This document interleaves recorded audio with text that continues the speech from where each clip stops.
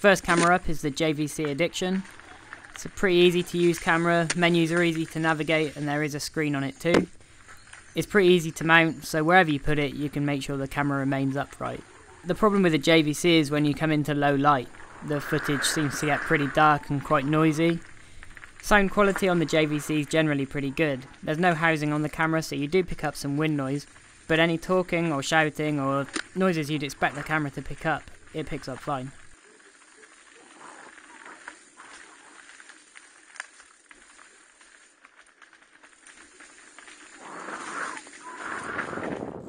The second camera up is the Contour Roam 2. It's easy to mount and super easy to use. There's just an on and off switch for recording, there's no on and off switch to turn it on before you can record. It's as simple as you get, there's no frills. It's also by far the cheapest camera we've got here.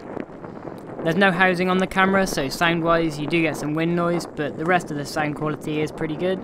Again, like the JVC, when you get into dark situations the footage does get quite grainy and noisy. But from a camera that's almost half the price of some of the others we've got on test, it's not bad.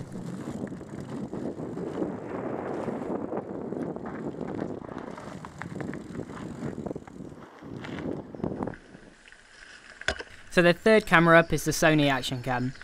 It's the only camera other than the GoPro cameras which has a waterproof housing. Sound wise, even though it's in the housing, it still picks up most of the things you'd like it to, although wind noise is a hell of a lot quieter.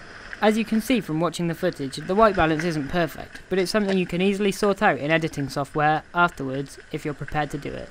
The Sony's the only camera on test to have proper optical image stabilisation, which does work really well, although we didn't use it while filming the video you're watching here.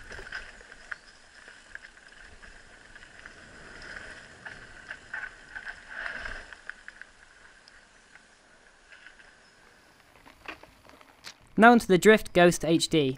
It's the only other camera than the JVC to have a screen on board. The screen's bigger, better quality, and the menus are equally as easy to use. There's also no housing on the Drift, and the lens rotates so you can get it level wherever you mount it. It's the only camera to come with a convincing goggle mount too. Even though there's no housing, the sound quality's still good and not too wind noisy.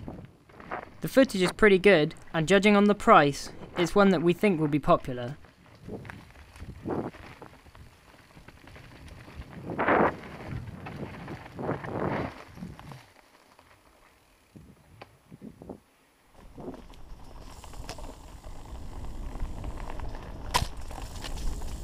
The GoPro Hero 3 Silver isn't cheap, but you can see why it's almost top of the pile. The footage is super clear and copes really well with the dark woodlands. The contrast and white balance are both really good straight off the camera, so you don't need to play with the footage in aftermarket editing software.